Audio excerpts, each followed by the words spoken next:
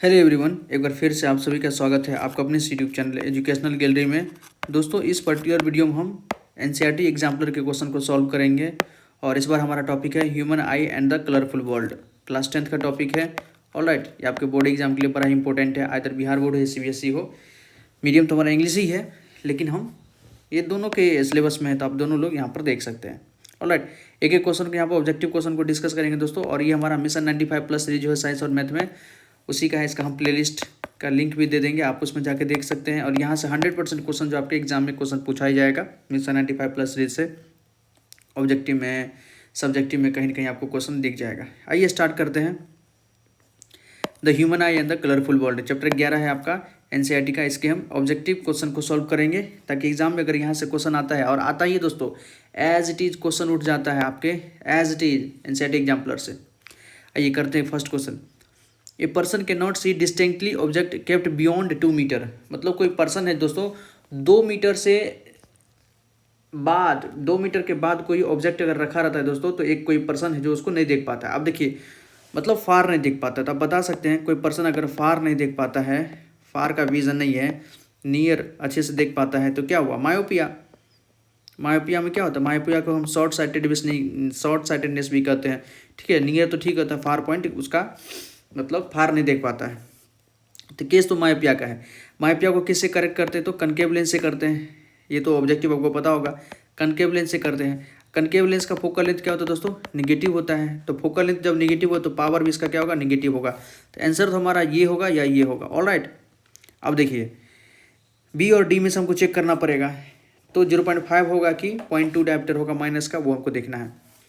This defect can be corrected by using which power of lens, मतलब lens का power भी हमको बताना है।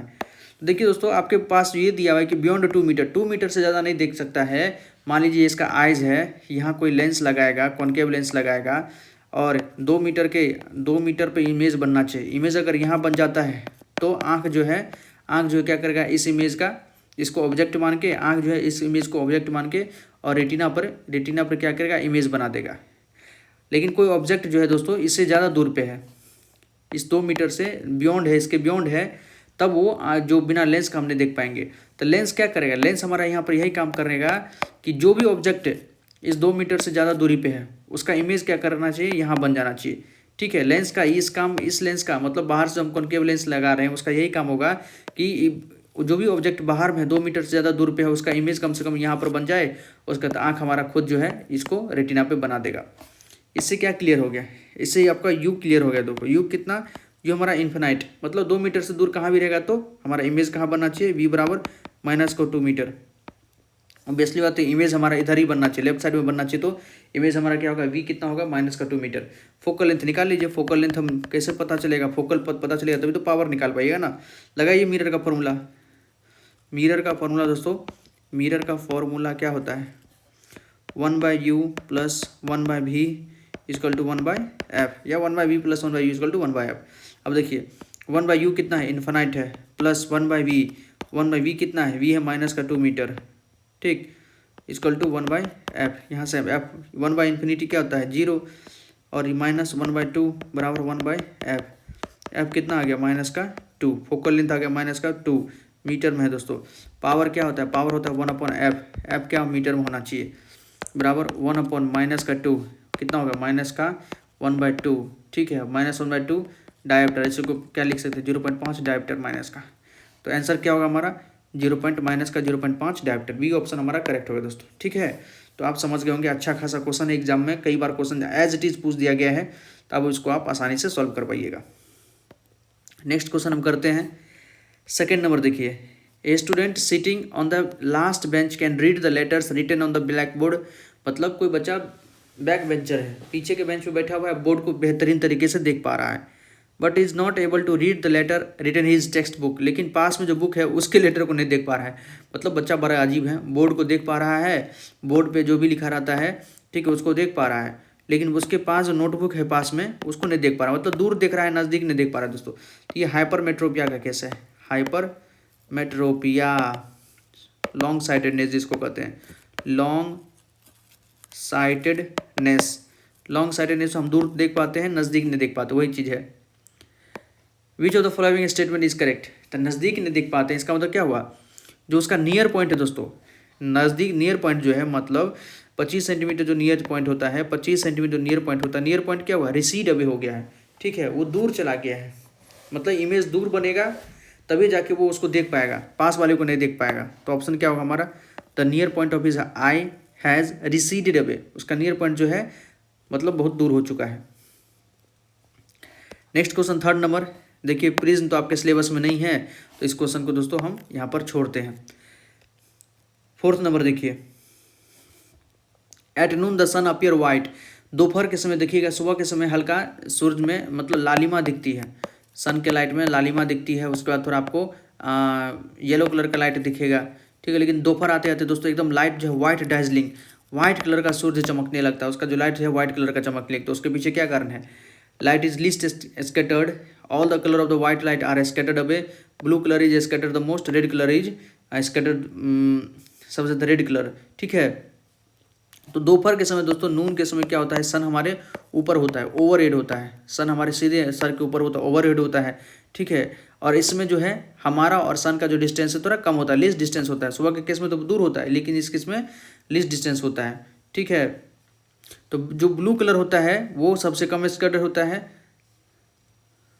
The blue colour is scattered the most, ये तो गलत बात है, red colour is scattered the most, blue red बहुत कम स्कैटर होता है, लाइट इज लीस्ट स्कैटर्ड, उस समय जो होता है क्या है कि लाइट जो है, कोई भी लाइट जो है व्हाइट लाइट हमारा होता है वो स्कैटर्ड ही बहुत कम करता है, उसमें कब स्कैटरिंग होता है, स्कैटरिंग कम होता है, डिस्टेंस कम हो गया तो स्कैटरिंग कम हो गया, जिसके कारण जो है व्हाइट लाइट हमको दिखता है, स्कैटरिंग होता तो हमको और अलग अलग कलर दिखता। Next, which of the following phenomena of light are involve in the formation of rainbow, rainbow के फॉर्मेशन में लाइट का कौन कौन सा फिनोमेना होता है, ये तो आपको MTR करना पड़ेगा, रट्टा मार तो ध्यान रखना पड़ेगा। रेनबो फॉर्मेशन में एक तो रिफ्रैक्शन होता है, डिस्पर्सन होता है और इंटरनल रिफ्लेक्शन होता है, रिफ्रैक्शन होता है, डिस्पर्सन होता है और इंटरनल रिफ्लेक्शन होता है, ऑल राइट।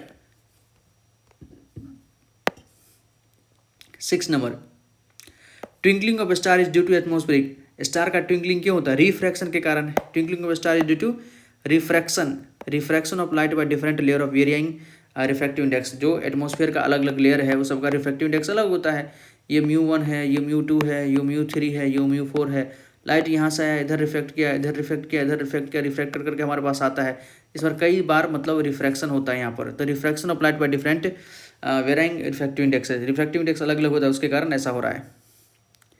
नेक्स्ट देखिए 7 number, the clear sky appear blue, जो साफ आसमान हमको ब्लू दिखता है, उसके पीछे क्या कारण है, उसके पीछे ही कारण, ब्लू लाइट का जो है स्कैटरिंग सबसे ज़्यादा होता है, violet and blue light get scattered more than light of all other colour, जो ऑल अदर कलर है उसके अलावा वॉयलेट लाइट हमारा बहुत ज़्यादा स्कैटर्ड करता है, simple. 8 number, which of the following statement is correct regarding the propagation of light of different colour of light in the year, मतलब जो आप जानते हैं VBGOR में दोस्तों 7 कलर होता है, VIBGYOR, ठीक है। स्कैटरिंग क्या होता है, स्कैटरिंग इन्वर्सली पर 1/λ का पावर 4, मतलब लेमडा अगर ज़्यादा होगा, वेवलेंथ अगर ज़्यादा तो स्कैटरिंग कम होगा, वेवलेंथ अगर कम होगा दोस्तों तो स्कैटरिंग इन्वर्सली प्रोपोर्शनल है, स्कैटरिंग क्या होगा, सबसे ज़्यादा होगा, मतलब रेड का इधर से इधर जाते हैं तो लेमडा बढ़ता है, इसलिए रेड जो है स्कैटर्ड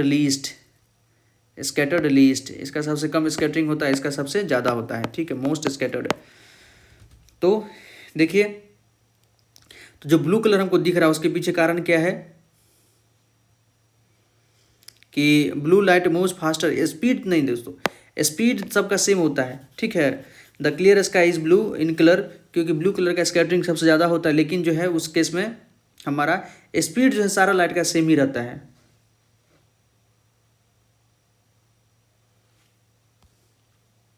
स्पीड जो है हमारा सबका, स्पीड जो है ना, स्पीड जो है वो कलर पे डिपेंड नहीं करता है, ठीक है, स्पीड जो हमारा कलर पे डिपेंड नहीं करता है, ये कांस्टेंट वैल्यू है, तो सबका colour, all the colour of white light move with the same speed, जितना भी व्हाइट लाइट के अंदर सारा कलर है सबका स्पीड तो सेम होता है, स्पीड में कोई दिक्कत नहीं है। नेक्स्ट नंबर देखिए, the danger signal installed at the top of a tall building are red in colour, these can be seen easily from a distance because among the other colour the red light. देखिए अब देखिएगा कहीं भी जैसे signal का colour red क्यों होता है, तो रेड कलर दोस्तों चाहे फॉग हो या स्मोक हो, इन सब में मतलब क्लियर में तो आसानी से दिख जाएगा, और फॉग स्मोक के केस में भी रेड कलर हमारा दिखता है, क्योंकि इसका स्कैटरिंग जो होता है ना स्कैटरिंग इसका बहुत कम होता है। क्यों? इसका वेवलेंथ ज़्यादा है। रेड कलर का वेवलेंथ सबसे ज़्यादा है, सबसे ज़्यादा वेवलेंथ होगा तो वेवलेंथ हम जानते हैं कि वेवलेंथ ज़्यादा है, स्कैटरिंग कम, तो रेड कलर का स्कैटरिंग सबसे कम होता है। देखिए ना, is scattered the least by smoke और फॉग, स्मोक और फॉग के केस में सबसे कम स्कैटरिंग होता है। B number. 10 नंबर देखिए, which of the following phenomena contribute significantly to the reddish appearance of the sun at the sunrise और sunset. Sunrise और सनसेट के समय में जो सन हमको आपको रेडिश दिखता है, ठीक है, उसके पीछे क्या कारण है? तो वो क्या होता है? स्कैटरिंग ऑफ लाइट के कारण। सुबह के समय जो है डिस्टेंस कम होता है, ठीक है, दोपहर के समय तो डिस्टेंस सबसे ज़्यादा होता है, सुबह के समय दोपहर के समय डिस्टेंस सबसे कम होता है, सुबह के समय डिस्टेंस सबसे ज़्यादा होता है, तो उसमें स्कैटरिंग जो होता है लाइट का सबसे ज़्यादा होता है, तो स्कैटरिंग ऑफ लाइट। 10 नंबर देखिए, the bluish colour of water in deep sea is D2, जितना गहरा समुद्र में जाइएगा तो ब्लू स्कैटरिंग उसका कलर जो तो ब्लू कलर होता है, इसके सी का हमारा या स्काई का या वाटर का। इसके पीछे क्या कहते हैं? Scattering of light, scattering of light. 12 number, when light रे enter into the I most of the refraction occur through. जब लाइट जो है दोस्तों हमारे आंखों के अंदर जाता है तो आंख के जो सबसे आउटर मोस्ट लेयर होता है क्या होता है? हमारा कॉर्निया। मैक्सिमम रिफ्रैक्शन यहीं हो जाता है। कॉर्निया क्या होता है? ट्रांसपेरेंट होता है, तो outer surface of the cornea में ही सबसे ज़्यादा रिफ्रैक्शन होता है। 13 number, the focal length of the eye lens increases when I muscle. हमारे आंख का जो लेंस है उसका फोकल लेंथ कब बढ़ेगा? तो देखिए ना, जो लेंस दोस्तों मान लीजिए कोई लेंस अगर मोटा होगा तो उसका कर्वेचर कम होगा, मोटा होगा, देखिए ना, तो इसका कर्वेचर जो होगा दोस्तों मोटा होगा तो इसका कर्वेचर जो है, एक मिनट, कोई अगर मोटा है तो इसका जो कर्वेचर होगा दोस्तों वो कम होगा।